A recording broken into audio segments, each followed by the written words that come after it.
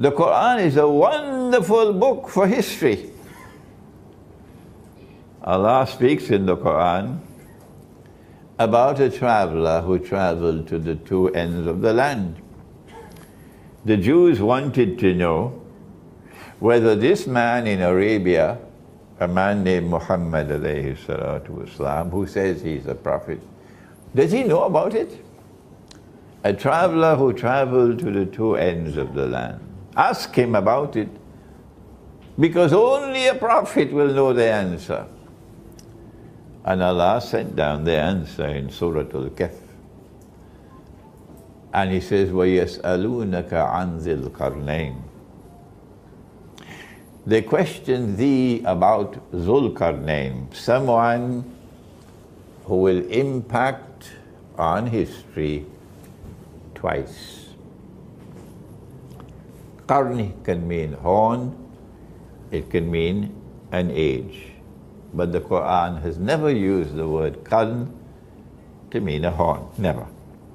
So Dzulkarnain is someone who will impact on history twice. He's also someone who has faith in Allah. And he's someone who is empowered by Allah with power. And that power is such that he can pursue any effort he chooses to pursue. So be careful, huh? Be careful, huh? If you're in the US Armed Forces, you better listen carefully while still there is time. He travels in the direction of the setting of the sun until he comes to a body of water. And the Quran describes it as Aynun Hamiyah, a body of water which is dark and murky. Dark and murky. And then he travels in the direction of the rising of the sun to the end of the land. And there, of course, will be another body of water. And then he travels in a third direction, which takes him to a pass between two mountain ranges. And there in that pass, he comes across Gog and Magog. And only a prophet of Allah would know about Gog and Magog. I can assure you, government of Malaysia doesn't know about Gog and Magog. Security Council of the United Nations cannot tell you about Gog and Magog. No. It's the Quran. Gog and Magog are human beings. But they are human beings who are also given power by Allah. And they use that power for a specific purpose. That power is used to oppress. While in the case of Dzulkarnain, he uses his power to punish the oppressor. So they are opposites. The people in that area turned to Dzulkarnain and asked him, can you protect us from these evil people, Gog and Magog, who are so powerful and use their power to oppress? And he built a barrier with iron, blocks of iron. And he then said, when Allah chooses, Allah is going to bring down the barrier. When the barrier is brought down, then Gog and Magog will be released. And when they are released, then said our Prophet, Allah's blessings be upon him, that the first of them will pass by the Sea of Galilee and start to drink the water. And by the time the last of them pass, they will say, there used to be water here. Okay, so now let's go to the map, shall we? Okay, here we are. This is the Holy Land here, and the Sea of Galilee is north of Jerusalem. Jerusalem is somewhere here. Here we are, Jerusalem, and the Sea of Galilee will be somewhere here. Okay? Are you following me? Good. So if you know a little bit of geography, you have to come to the conclusion that if Gog and Magog are going to Jerusalem, and that's their destination, Jerusalem, the hadith does not say Jerusalem, it says Baitul Maqdis. They're going to Jerusalem, that's their destination, and on their way to Jerusalem they have to pass by the Sea of Galilee. Implication is they're coming from the north. They're coming from the north. So now we have to look to the north of Jerusalem to see where there is water.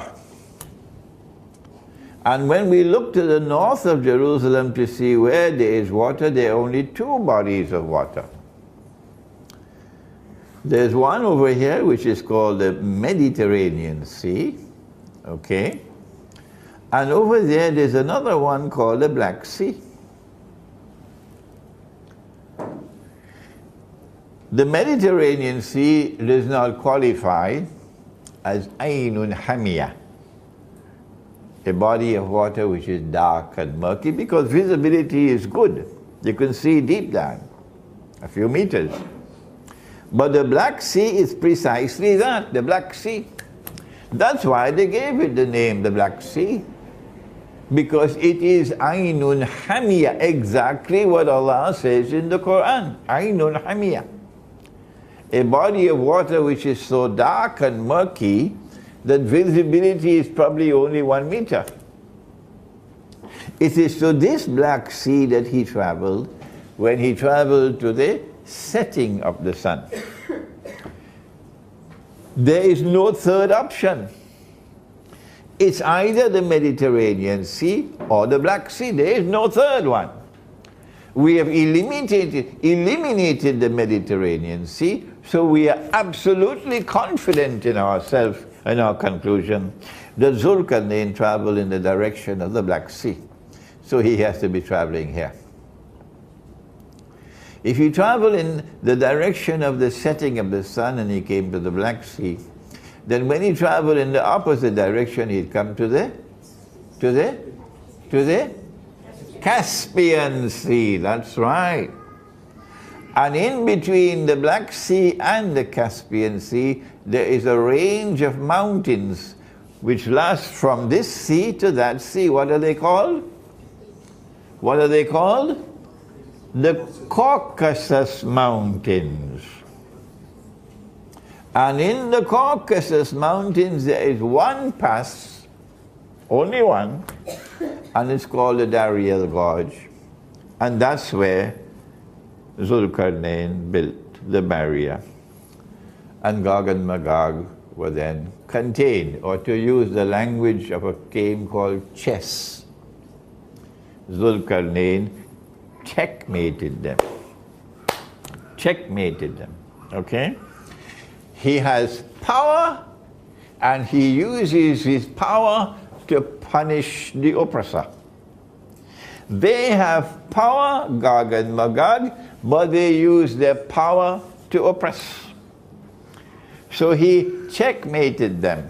Over here, right here, between these two seas is the Caucasus Mountains. In the Quran, Allah refers to Gog and Magog while speaking about a town.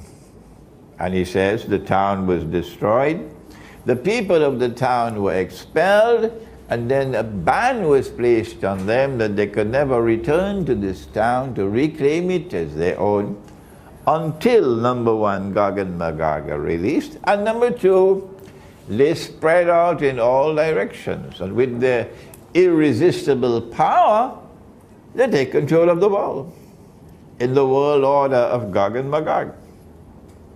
When that happens, then you'll see these people coming back to the town to reclaim it as their own. Which town is it? The answer is now very well known. It's Jerusalem. So when you see the Jews being brought back, we're talking now about the Israelite Jews, not the European Jews. When you see the Israelite Jews being brought back to the Holy Land from Yemen, from Iraq, from Syria, from Egypt, from Morocco, all over the world, where they were spread out. وَقَطَّعْنَاهُمْ فِي الْأَرْضِ أُمَمٍ.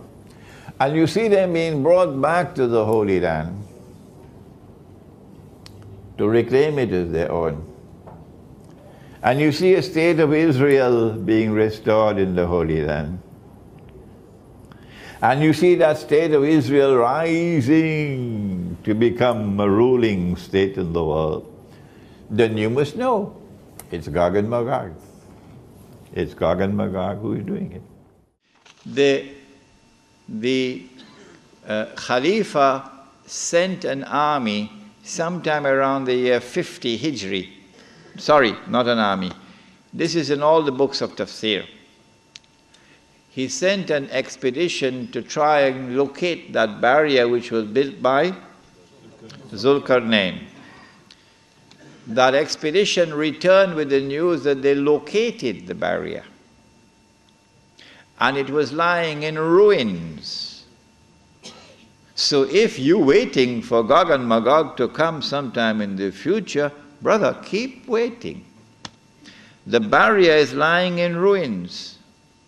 And companions of the Prophet Muhammad ﷺ, they themselves gave the testimony that they went and saw with their own eyes. They located the barrier and it was lying in ruins.